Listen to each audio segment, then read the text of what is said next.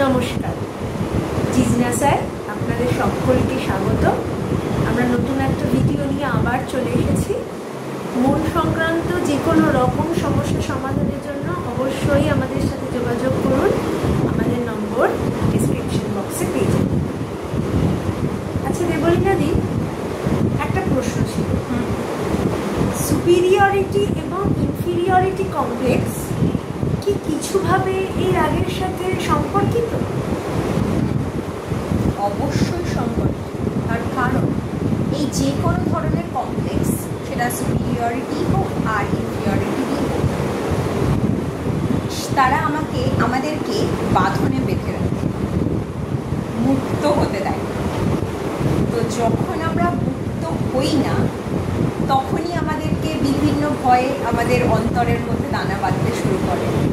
যখন আমরা এই নর্মসগুলো থেকে মুক্ত হয়ে যেতে পারি, তখন আর কোনো ভয় লাগে না। আমি কার থেকে ছোট বা কার থেকে বড়, কে আমার থেকে বড় হয়ে গেল, বা আমি তার মতন করে সাজতে পারলাম না, তার মতো করে ইংলিশে কথা বলতে পারলাম না, কিছু যায় আসে না। আর কেউ আমার থেকে ভালো ইংলিশে বলে ফেললো কথা, বা কেউ আমার থেকে একটু বেশি সুন্দর দেখতে হয়ে গেল, তাতেও আর কিছু যায় আসে না। তো এই মুক্ত হওয়াটাই আমাদের এই জীবনের মনে হয় দায়িত্ব বা কর্তব্য। তাই জন্যই মনে হয় আমরা এখানে এসেছি।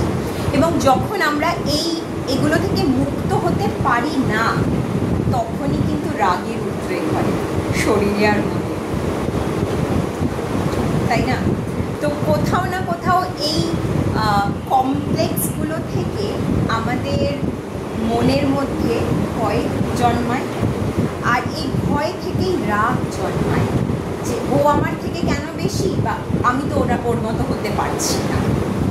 সেখান থেকেই কিন্তু যদি আমরা সাইকোলজিক্যাল দেখি বা যদি আমরা ক্রিমিনালের দিকটা দেখি, তখনও কিন্তু আমরা দেখি যে একজন ক্রিমিনাল, মানে যার সে যেটা করেছে সেটা যদি প্রুভ হয়ে যায়, তখনই তো আমরা তাকে ক্রিমিনাল বলি। সে যদি একটা রেপ করে থাকে বা মার্ডার করে থাকে, আমরা তখনই বলি যখন সেটা প্রুভ হয়েছে সে করেছে। তো কিন্তু এই ক্রিমিনাল যিনি হলেন, তিনি কি একদিনে ক্রিমিনাল হয়ে গেলেন? নিশ্চয়ই না। সমাজের বিভিন্ন নর্মস বা তার ভয়গুলো তাকে ক্রিমিনাল তৈরি করেছে। এবং সেই ভয়ের পেছনে দাঁড়িয়ে আছে নর্মসগুলো আমাদের। তো একটি শিশুর চাইল্ডহুডটা খুব ইম্পর্টেন্ট, এবং সেই ছোটোবেলাটা থেকেই কিন্তু ডিসাইড হয়ে যায় যে এই শিশুটা পরবর্তীকালে বড় হয়ে কি হবে, একজন ভালো মানুষ হবে নাকি একজন অপরাধ জগতের কোনো অংশতে পরিণত হবে। এবং সেই যে আমাদের ভয়টা, আমি কম বা আমাকে বড় হতে হবে, এই জায়গাটা যত আমাদের মধ্যে জমা হতে থাকে, তত রাগের বহিঃপ্রকাশ হয়। এবং রাগটা যখন চরম লেভেলে চলে যায়, তখন আর কোনো কিছুতেই কিছু যায় আসে না। তখন মানুষকে খুন করে দিতেও আর কিছু যায় আসে না। তো এই জায়গাগুলো কিন্তু বোঝাটা খুব জরুরি।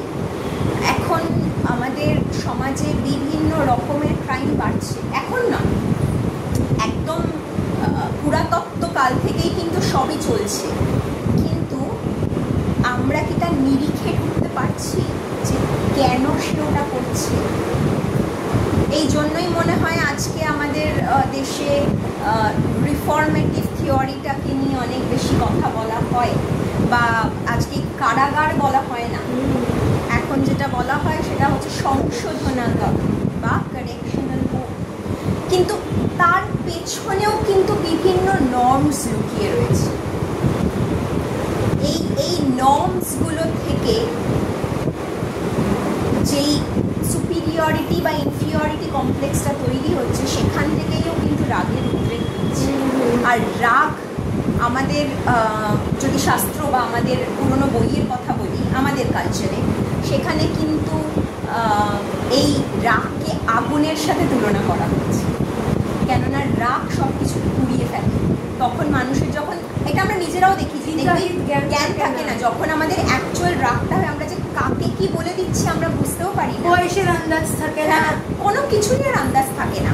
আর তেমনি একটি ক্রিমিনাল মানে হয়ে যাওয়া ক্রিমিনাল, তখন কিন্তু তারও সেই জ্ঞানটা থাকে না সে কাউকে খুন করছে না কি করছে। হ্যাঁ, এখানেও আবার তফাৎ আছে, এখানে বিতর্কে যাব না।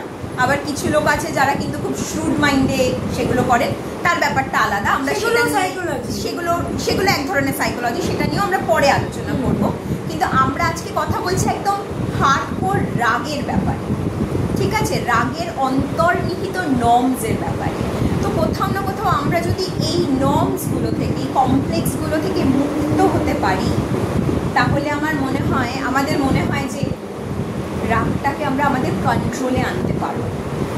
মানে তুমি বলছো যে এই কমপ্লেক্সগুলো থেকে আগে আমাকে মুক্ত হতেই হবে রাগের হাত থেকে বাঁচতে গেলে, মানে এটা হলো একদম, এটাই হলো মেন বক্তব্য।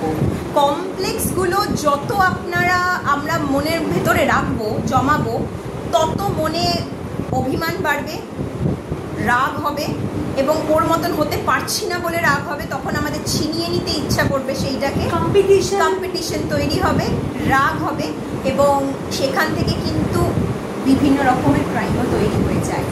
এই রাগ কিন্তু মানুষকে একটা ক্রাইমের দিকে এগিয়ে, শুধু মানুষকে কেন, একটা পশু পাখিকেও ক্রাইমের দিকে এগিয়ে দেয় রাগ। অনেক সময় দেখবেন একটা কুকুর হয়তো কোনো কারণে আপনার উপর রেগে গেছে, ও কিন্তু কামড়াতে চায় না, ও কিন্তু জেনারেলি কামড়ায় না, কিন্তু একটা রাগ, ওর এমন কিছু একটা হয়েছে, ওর একটা ইনসিকিউরিটি, ওর মনে হয়েছে হয়তো আপনি ওকে মারতে এসেছেন, সেখান থেকে ও হয়তো আপনাকে কামড়ে দিল, কিন্তু অ্যাকচুয়ালি আপনাকে কামড়াবে না, কামড়াতে চাইছে না।